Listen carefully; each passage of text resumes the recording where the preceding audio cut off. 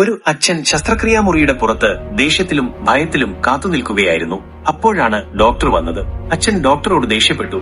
എന്താ ഇത്ര വൈകിയത്? എന്റെ മകൻ മരിക്കാൻ പോകുന്നു. നിങ്ങൾക്കൊരു ഉത്തരവാദിത്വവുമില്ലേ? ഡോക്ടർ ശാന്തനായി പറഞ്ഞു, ക്ഷമിക്കണം, എനിക്ക് എത്രയും വേഗം എത്താൻ കഴിയുമായിരുന്നു. അത്രയും വേഗത്തിൽ ഞാൻ എത്തിയിട്ടുണ്ട്. ദയവായി എന്റെ ജോലി ചെയ്യാൻ എന്നെ അനുവദിക്കൂ. അച്ഛൻ വീണ്ടും ദേഷ്യത്തോടെ ചോദിച്ചു, ഇതൊരു നിങ്ങളുടെ മകനായിരുന്നെങ്കിൽ നിങ്ങൾ ഇത്ര ശാന്തനായിരിക്കുമോ? ഡോക്ടർ ഒരു നിമിഷം നിശബ്ദനായി, എന്നിട്ട് മൃദുവായി മറുപടി നൽകി, നമ്മൾ മണ്ണിൽ നിന്ന് വന്നു, മണ്ണിലേക്ക് തന്നെ മടങ്ങുന്നു. ദൈവകൃപയാൽ ഞാൻ എന്റെ പരമാവധി ശ്രമിക്കും. മണിക്കൂറുകൾ കടന്നുപോയി. ഡോക്ടർ പുഞ്ചിരിച്ചുകൊണ്ട് പുറത്തു വന്നു. നിങ്ങളുടെ മകൻ സുരക്ഷിതനാണ്.